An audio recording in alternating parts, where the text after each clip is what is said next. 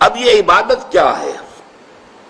عبادت کا ایک تو ہمارے ذہنوں میں تصور جو ہے ہمارا جو زوال کا عرصہ ہے، کئی صدیاں بیت گئیں، وہ غیروں کے غلام رہے، وہ اپنوں کے غلام رہے، شہنشاہیت کا دور رہا، مسلمانوں کی شہنشاہیت، اور پھر یہ کہ غیروں کی کولونیل دور آ گیا۔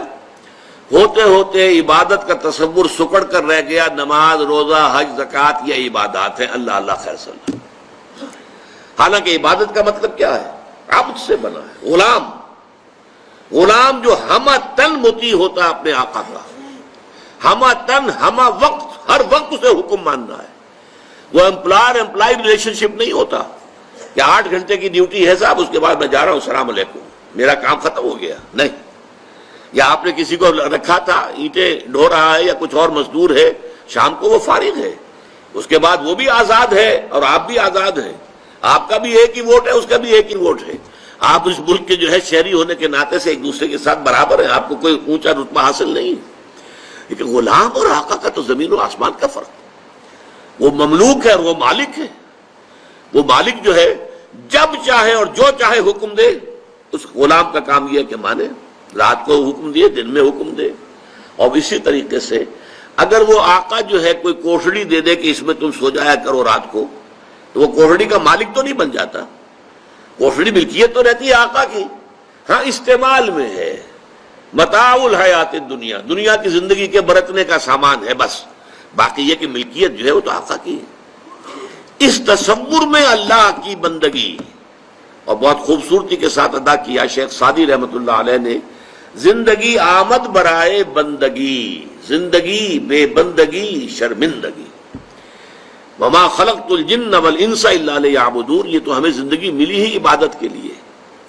لیکن یہ جو میں نے ہمہ وقت، ہمہ تن اطاعت اللہ کی عبادت کا تقاضا بیان کیا ہے، یہ بھی ابھی مکمل نہیں ہے، اس میں ایک ایلیمنٹ کا اضافہ ہوگا تب یہ عبادت کا تصور مکمل ہوگا، اور وہ ایلیمنٹ یہ ہے، اطاعت مجبوری کے تحت بھی ہوتی ہے۔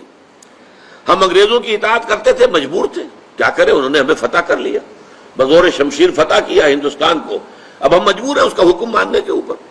تو جبری جو اطاعت ہے وہ عبادت نہیں کہلائے گی، عبادت کے لیے ہوگی کہ وہ اطاعت محبت کے جذبے سے سرشار ہو کر کی جا رہی ہے، اللہ کی محبت کے جذبے سے سرشار ہو کر ہمہ تن، ہمہ وقت، ہمہ وجوہ اطاعت۔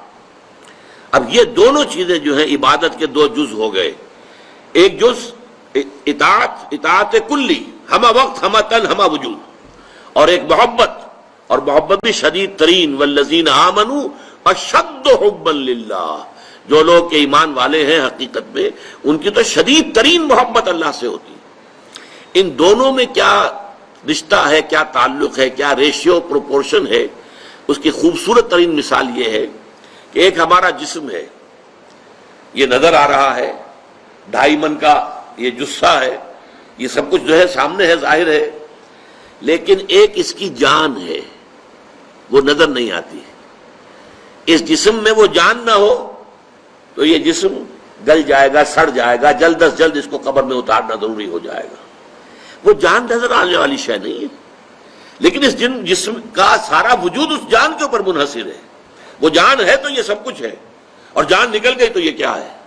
وہ تو پھر ایک عناصر ہے جو منتشر ہو جائیں گے، تھوڑا وقت لگے گا، اس کے بعد سب کے سب تحلیل ہو کر ختم ہو جائیں گے، یا جو حشرات الارض آ کر کھا پی جائیں گے اس کو۔ اسی طریقے سے سمجھ لیجئے کہ عبادت کا جو جسد ظاہری ہے وہ ہے اطاعت۔ اطاعت جب انسان کرتا ہے تو نظر آ جاتا ہے۔ آپ نے اللہ تعالیٰ کے حکم کے مطابق نماز پڑھی، نظر آ گیا آپ نے نماز پڑھی ہے۔ آپ نے اللہ تعالیٰ کے حکم کے مطابق روزہ رکھا ہے، سب کو معلوم ہو گیا کہ انہوں نے روزہ رکھا ہے۔ اطاعت نظر آتی ہے، لیکن اس محبت کا معاملہ کیا ہے وہ نظر نہیں آتی، وہ اندر کی شے ہے۔ لیکن اگر وہ محبت نہیں ہے تو یہ جسد ہے ایسے جسد کے مانند جس میں جان نہیں ہے۔ اطاعت جو ہے عبادت تب بنے گی جبکہ اس کے اندر محبت کی شیرینی، محبت کی حلاوت شامل ہو جائے، اللہ تعالیٰ کی محبت جو ہے وہ اس کے اندر رواں ہو، جاری و ساری ہو، سرایت کر جائے پورے وجود کے اندر، تب وہ عبادت بنے گی۔